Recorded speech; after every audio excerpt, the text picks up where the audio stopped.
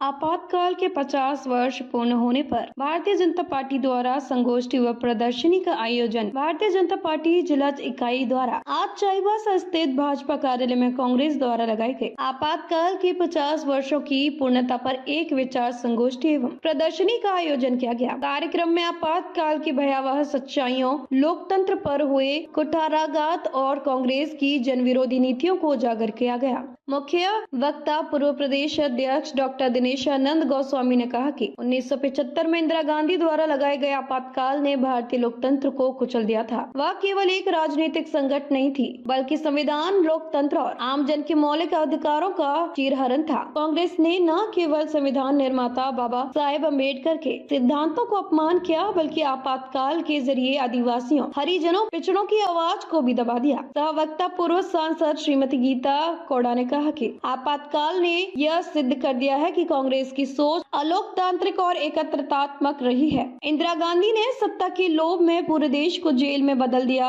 कांग्रेस को आज भी संविधान की आत्मा से नफरत है। प्रदेश उपाध्यक्ष बड़कुंवर गागराई ने कहा कि कांग्रेस ने हमेशा आदिवासी समाज को छलने का कार्य किया है। आपातकाल के समय भी आदिवासी क्षेत्रों में जबरन नसबंदी, प्रेस सेंसरशिप और लोकतांत्रिक कार्यकर्ताओं की गिरफ्तारी की गई। प्रदेश प्रवक्ता जेबी तुबीद ने कहा, भारत के इतिहास में आपातकाल सबसे काला अध्याय है था। कांग्रेस ने उस हर विरोध को देशद्रोह करार देकर जेलों में ठूस दिया था। वो पार्टी आज भी उसी मानसिकता में जी रही है। जिलाध्यक्ष श्री संजय पांडे ने कहा कि आपातकाल को याद करना इसलिए जरूरी है ताकि आने वाली पीढ़ियां जान सके कि किस प्रकार कांग्रेस ने देश को तानाशाही की ओर धकेला था। भाजपा का यह नैतिक कर्तव्य है कि वह जनता को बार बार इस सच्चाई से अवगत कराती रहे। कार्यक्रम के दौरान आपातकाल पर आधारित चित्र प्रदर्शनी भी लगाई गई, जिसमें उस दौर की घटनाओं, दमन चक्र और जनता के संघर्ष को प्रदर्शित किया गया। कार्यक्रम में मुख्य रूप से गीता बालमुचु, मनोज लियांगी, हेमंत केसरी, रामानुज शर्मा, बबुल शर्मा, राकेश, सनी पासवान, पवन शर्मा, चंद्रमोहन तियू,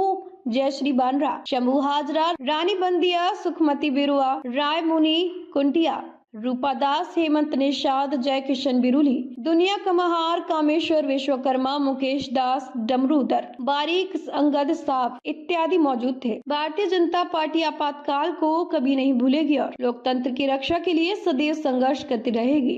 संविधान की रक्षा के लिए आए, ये हम सबों को भी बताने का जरूरत है। 1950-75 में क्या हुआ, लोग इसमें किस तरह से आपातकाल लाने का काम किया। इसलिए इस तरह का कार्यक्रम मेरे हिसाब से ग्रामीण क्षेत्र में भी जानकारी होना चाहिए कि संविधान का उल्लंघन करने वाला संविधान बचाने का बात कर रहा है। इसलिए आग्रह है, जिस तरह से प्रदर्शनी और किन परिस्थितियों में लागू हुआ और उसके खतरों के बारे में अपना वक्तव्य यहाँ पर दिया।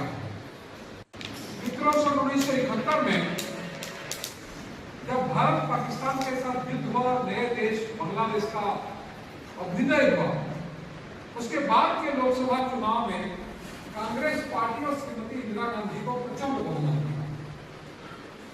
लेकिन 72-73 के समय एक बड़ा आंदोलन 73 में गुजरात के छात्रों ने किया, उसका नाम है नवनिर्माण आंदोलन। आंदोलन था कि इंजीनियरिंग कॉलेज का हॉस्टल से प्रारंभ हुआ था।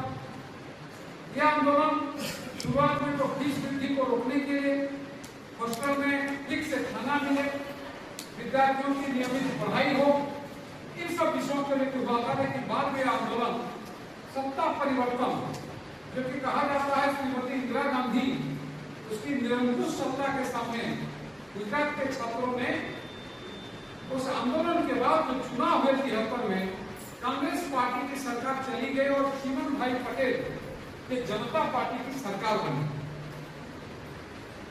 1974 में बिहार में शिक्षा में बड़ा अराजकता था, महंगाई चरम पर था। जो हालात झारखंड के सरकारी कार्यालयों में भ्रष्टाचार का है, उसी प्रकार का भ्रष्टाचार था।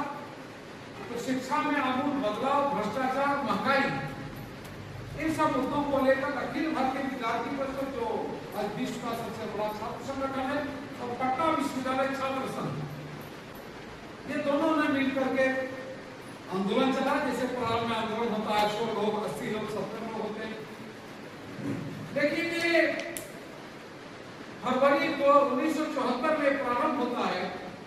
बाद में 6 मार्च 1974 में लोकनायक जयप्रकाश नारायण इसमें सम्मिलित होते हैं। शुरुआत में तो एबीवीपी का आंदोलन था और 74 के बाद पूरे बिहार में आंदोलन, छात्र आंदोलन ये बिहार में विस्तृत होता है। लोग सड़कों पर उतरते हैं और 74 के आखिरी में 5 नवंबर को गांधी मैदान से एक ये हुंकार होता है। उस समय की जो सरकार थी उस सरकार को बदलने की बात हुई। इसी समय जैसा बताया गया है, रायबरेली से सांसद थी श्रीमती इंदिरा गांधी। इंदिरा गांधी सरकारी तंत्रों का प्रयोग करने का आरोप उन पर था। चुनाव में गलत ढंग से लोकसभा सदस्य बनने का आरोप था। उसको लेकर के उनके प्रतिद्वंदी राजनारायण जी